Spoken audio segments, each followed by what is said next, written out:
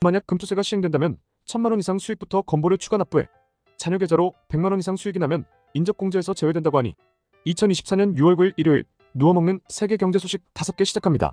공포탐욕지수 미국 증시는 45로 유지, 코인은 75로 상승. 1. 석유공사 시추할 돈도 없다. 연 부채이자만 4천억 원.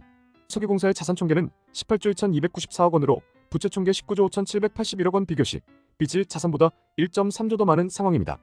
석유공사의 부채는 2006년 3조 원 수준에 불과했지만 2011년 부채가 5년 만에 20조 원을 넘어섰고 결국 2020년 완전 자본 잠식에 빠지며 매년 이자만 4천억 원을 부담하는 기업이 되었는데 이렇게 된 데에 전문가들은 자원 외교 실패를 꼽았습니다. 2008년 이명박 대통령 취임 당시 해외에 있는 석유와 광물 확보 명령에 캐나다 하베스트 유전을 4.8조 원에 스코틀랜드 기업을 약 3.4조 원에 샀으며 이라크 유전 연계 사업도 1조 원을 투자했지만 전반적인 실패를 안게 되었고 대표적으로 하베스트 투자는 총 합해 7.6조 원 중 회수 자금이 490억 원인 마이너스 99.4%라는 7.5조 원을 날리는 모습도 보여주게 되었습니다. 2026년까지 동해 심해 총 5개의 시추공을 뚫는다는 발표는 최소 5천억 원의 자금을 요하는데 배정받은 관련 예산은 390억 원에 불과해 정부가 어디서 자금을 끌어올지도 말이 많은 상황입니다. 자금 문제 이외에도 국책사업을 맡은 액트조 4가 미국 텍사스 국무장관실 서류에 의하면 2019년 1월 25일에 텍사스 세법에 따라 법인 설립인가서, 증명서 또는 등록증을 몰수한다고 적혀 있었고 미국 법인 공시 사이트에는 액트조사가 해당 날짜에 세금을 탈루했고 이후 2023년 3월 29일에 복직됐다고 적혀 있는데 한국석 유공사가 액트조에 분석을 의뢰한 시점이 23년 2월이라는 점에서 민주당은 석유공사가 법인 자격을 주는 곳이냐며 국책사업을 맡기게 된 전 과정을 공개하라고 촉구하고 있는 상황이라 전하였습니다. 시민단체 세금 도둑 잡아라의 공동대표인 하승수 변호사도 2022년 12월 21일자로 작성된 동해 울릉분지 종합기술평가계획안과 해당 용역 관련 입찰 서류 등을 한국석 유공사에 정보 공개 청구했다고 밝혔는데 정보 공개 청구 대상의 입찰 참가 업체 명단과 입찰 결과에 관한 문서, 해당 용역 최종 보고서, 용역 관련 국내외 전문가로부터 자문받은 내역, 일체 등을 포함하며 지금의 논란을 해소하기 위해서는 자료만 제대로 공개하면 된다면서 이미 완료된 용역 결과이니 국민 앞에 공개해야 마땅하다고 설명하였는데 정말 무언가 어설픈 게 계속 나오다 보니 제대로 된 국가 운영을 바라게 되는 요즘 국민들도 심란해지게 되는 것 같습니다. 2. 세계 식량 가격 3개월 연속 증가. 세계 식량 가격 지수는 지난해 7월 이후 7개월 연속 하락세를 보였지만 지난 3월 오름세로 돌아선 후 3달 연속 증가세를 보여주었습니다. 곡물 가격 지수는 유럽, 북미 및 흑해, 지역 등의 주요 수출국에서 올해 작황의 우려가 제기되고 러시아, 우크라이나 전쟁 영향으로 흑해, 지역 항구 시설이 파손된 것이 주요 원인이 되며 전월보다 6.3% 상승하였고 옥수수의 경우는 아르헨티나의 병충해 발생, 브라질의 기상 악화 등의 요인으로 가격이 상승되었는데 국제쌀 가격도 인도네시아, 브라질에서 인디카종 쌀 수입이 확대될 것으로 예상되면서 상승을 보여주었습니다. 이 밖에도 국제대두유 가격은 브라질의 바이오 연료용 수요 증가로 인해 상승했고 해바라기 씨유는 흑해 지역에서 계절적 요인으로 수출 감소의 영향과 유채 씨유는 향후 공급량이 줄어들 것으로 전망됨에 따라 같이 가격이 상승했는데 대두유, 유채 씨유, 해바라기 씨유의 가격 상승에도 불구하고 국제 수입 수요가 저조해지고 동남아시아 지역의 생산량이 계절적 요인으로 인해 증가하면서 파묘 가격은 하락하며 전체 유지류 가격이 전월보다 2.4% 하락함을 보여주었습니다. 국제가금육 가격은 주요 생산국의 내수가 축소됨에 따라 하락하였고 국제 소고기 가격은 수입 수요 둔화 및 오세아니아 국가들의 수출 가능 물량 확대에 따라 하락하며 육류 가격 지수는 전월보다 0.2% 하락하였는데 반면 돼지고기 가격은 수요 회복 및 공급량 부족으로 인해 상승함을 보여주었습니다.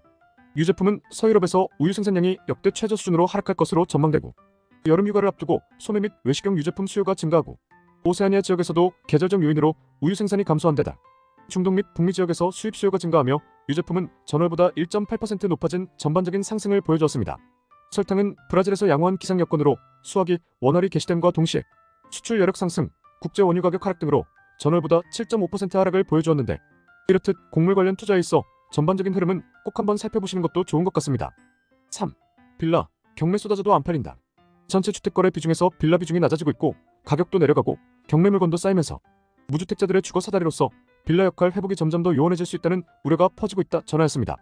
지난달 서울 빌라 경매 건수는 1,480억 원으로 1년 전과 비교해 67% 늘은 2006년 이후 가장 많은 수준을 보여주었는데 전세 사기와 관련된 매물이 경매 시장에 쏟아지는데 소화되지 못한 물건들은 쌓이고 있다 전하며 부동산 업계 관계자는 과거 빌라 시장은 아파트 시장의 회복세를 보이면 같이 오르는 경향을 보였지만 지금은 다르다면서 정부가 서둘러 전세금 반환 보증보험 가입 요건 완화, 빌라 등 양도세 소득세 감면 조치 등 비아파트 시장 활성화 대책을 내놔야 한다고 전하였습니다.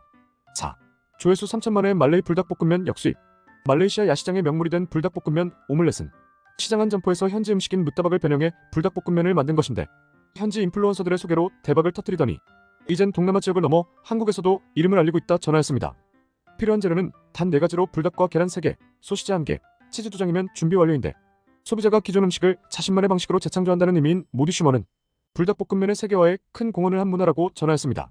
말레이시아뿐 아니라 라이스페이퍼에 불닭과 치즈를 싸먹는 베트남식 방법, 계란 흰자를 면과 삶은 후 치즈를 넣은 소스에 비벼먹는 파스타식 레시피, 소스에 마요네즈와 기름을 넣고 물을 넣어 끓여 먹는 것이 특징인 일본 라멘식 등 불닭 레시피는 더욱 늘어나고 있다 전하였습니다.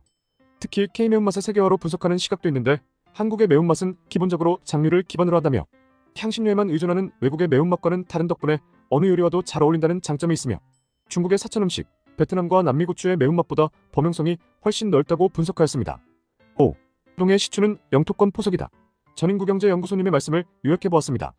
2005년 한국은 서해 한중잠정조치 수역이광구에서 시추를 시도하다 중국의 거센 반발로 철수한 후 2008년 중국이 해당 지역에 시추를 시작하기에 석유공사가 반대를 건의하였지만 외교부에서 중국을 자극하면 안 된다는 이유로 빼앗긴 적이 있었습니다. 남해에서는 실제 어마어마한 물량의 석유 등 자원이 매장된 7광구가 한일 공동개발구역 안에 포함되어 있는데 시추를 하면 일본과 반반 나눠 가져야 한다는 조항 때문에 서로 시추를 안 하고 있었고 28년에는 합정이 종료되고 25년에는 합정 종료 사전 통보가 가능하게 유엔 해양법 영토 관련해 국제재판에 유리한 자료를 계속 모으며 몇십 년간 공을 들이던 일본은 25년 되었을 때 7광구를 일본에 귀속할 재판 얘기가 진행될 것으로 보고 있어 말이 많은데 여기서 중국까지 7광구 옆에 유전 개발에 성공하며 발을 뻗고 있었어서 남해는 한국과 일본이 아닌 중국과 일본의 싸움으로 반 빼앗기는 흐름으로 가고 있고 나머지 인동의 지역에서도 이번에 얘기 나온 시추 지역 근처에 일본이 사전에 시추 작업이 들어간 자료가 나오며 이번 동해 해상유전 시추는 채산성 단가가 문제가 아닌 영토 분쟁에 대비한 싸움의 시각도 있어 울릉도 공항기지도법을 수정해 전투기를 이륙하게 법을 바꾸는 상황 등을 볼 때 다른 시야도 있을 수 있음을 언급해 주었습니다. 서해와 남해의 안타까운 정부의 행보에 비해 동해는 그나마 행동을 한 것 같아 나름 안심이라고 볼 수도 있지만 그런 동해조차 국가를 위한 것이 아닌 무언가 다른 목적이 있는 게 아닌지 과정부터 말이 계속 나오고 있는 상황이라 국민으로서 또 그러는 거 아니냐는 정부와의 신뢰가 무너지는 게 느껴져 씁쓸해지는 것 같습니다. 오늘의 한 줄. 인스타그램이 이용자가 임의로 건너뛸 수 없는 중간 광고를 검토 중이라는 내용이 전해졌으며 예전의 블루칩 상황과 달리 사우디 아람코 신주 발행 흥행이 실패하며 투자자들의 석유 투자 시선을 확인할 수 있었습니다. 만약 금투세가 시행된다면 1,000만 원 이상 수익부터 건보료 추가 납부해 자녀 계좌로 100만 원 이상 수익이 나면 인적공제에서 제외된다고 하니 알고 계시면 좋을 것 같습니다. 매일 누워먹는 경제 소식을 듣고 싶으시다면 구독, 좋아요 부탁드리겠습니다. 감사합니다.